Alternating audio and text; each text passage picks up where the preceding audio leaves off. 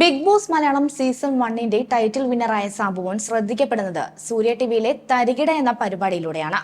ഇപ്പോഴത്തെ ഫ്ലവേഴ്സ് ഒരു കോടിയിൽ പങ്കെടുത്തുകൊണ്ട് തന്റെ കോളേജ് വിശേഷങ്ങൾ പങ്കുവയ്ക്കുകയാണ് സാബുമോൻ.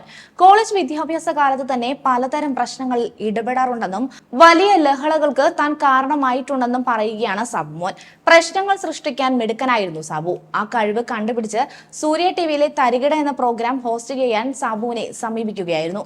എന്നാൽ ആ പ്രോഗ്രാം സാബുവിന്റെ കരിയറിലെ നാഴികക്കല്ല് തന്നെയാണ്. സെക്രട്ടേറിയറ്റിന്റെ മുന്നിൽ വെച്ച് വലിയൊരു ലഹളയ്ക്ക് താൻ സാഹചര്യം ഉണ്ടാക്കി കൊടുത്തിട്ടുണ്ട് എന്നാണ് സാബു അനുഭവം പങ്കിട്ടുകൊണ്ട് പറഞ്ഞത്. യൂണിവേഴ്സിറ്റി കോളേജിൽ ഓണപരിപാടികൾ നടക്കുകയായിരുന്നു. പരിപാടികൾക്ക് അവസാനം ഒരു ഘോഷയാത്ര ഉണ്ടാകാറുണ്ട്.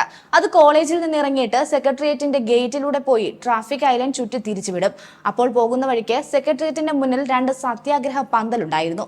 അവരുടെ ആവശ്യങ്ങൾ ഉന്നയിച്ചുകൊണ്ടുള്ള നോട്ടീസ് തങ്ങളുടെ കൂടെയുള്ള പെൺകുട്ടികൾക്ക് കൊടുക്കാറുണ്ടെന്നും എന്നാൽ ആ നോട്ടീസ് വേണ്ട എന്ന് പെൺകുട്ടികൾ പറഞ്ഞുവെന്നും എന്നാൽ നോട്ടീസ് വാങ്ങാത്തതിനാൽ അവർ ആ പെൺകുട്ടികളെ തെറിവിളിക്കുന്ന സാഹചര്യം ഉണ്ടായെന്നും സാബു പറയുന്നു.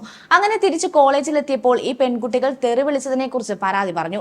അങ്ങനെ ആ പ്രശ്നത്തിനെതിരെ ഒരു പ്രതിഷേധം വേണമെന്ന് എല്ലാവരും കൂടിയിരുന്ന് തീരുമാനിച്ചു. അങ്ങനെ പ്രതിഷേധത്തിന്റെ സമയം എല്ലാവരും തീരുമാനിച്ചുവെന്നും എന്നാൽ അതിനിടെ തനിക്ക് മറ്റൊരിടത്ത് പോകാനുണ്ടായിരുന്നുവെന്നും താൻ തിരികെ വന്നപ്പോൾ അവിടെ ആരുമില്ല, എല്ലാവരും പ്രതിഷേധത്തിന് പോയിരുന്നുവെന്നും സാബുമോൻ പറഞ്ഞു. തനിക്ക് സെക്രട്ടേറിയറ്റിലേക്ക് പെട്ടെന്നെത്താൻ ഒരാളോട് ലിഫ്റ്റ് ചോദിച്ചുവെന്നും സെക്രട്ടേറിയറ്റിന്റെ മുന്നിലെത്തിയപ്പോൾ സമരപന്തലിലേക്ക് സാബുമോൻ ഒരു ബിയർ കുപ്പി എറിഞ്ഞുവെന്നും അങ്ങനെ അവിടെ വലിയ പ്രശ്നങ്ങൾ ഉണ്ടായെന്നും അതോടെ ആരും അറിയാതെ സാബുമോൻ അവിടുന്ന് ഓടി രക്ഷപ്പെട്ടുവെന്നും പറയുന്നുണ്ട്.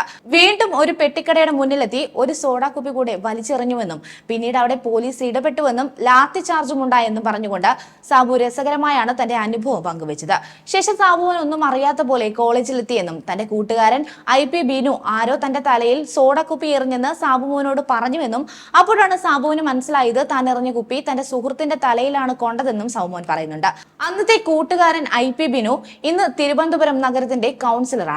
അതേസമയം തരികിട എന്ന പരിപാടിയിലൂടെ പ്രേക്ഷകരെ ചിരിപ്പിച്ചു തുടങ്ങിയ താരമാണ് സാബുമോൻ. പ്രാങ്ക് വീഡിയോകൾ സുപരിചിതമല്ലാത്ത കാലത്താണ് സാബുവിന്റെ ഈ പ്രോഗ്രാം ഹിറ്റാകുന്നത്. ഏകദേശം 3 വർഷത്തോളം പരിപാടി സാബുമോൻ ചെയ്തിട്ടുണ്ട്. അതിനുശേഷം വലിയ സ്വീകാര്യത ലഭിച്ച പ്രോഗ്രാമായിരുന്നു സാബു ജഡ്ജായെത്തിയ മഴവിൽ മനോരമയിലെ മിടുക്കി എന്ന പരിപാടി. പിന്നീട് ബിഗ് ബോസിന്റെ ആദ്യ സീസണിൽ ടൈറ്റിൽ വിന്നറുമായി സാബുമോൻ.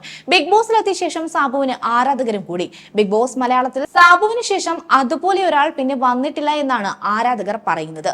ഓരോ സീസണിലും താരങ്ങൾ ഉയർന്നു വരുമ്പോൾ അവരെ പ്രേക്ഷകർ സാബുവിനോടായിരിക്കും താരതമ്യം ചെയ്യുക.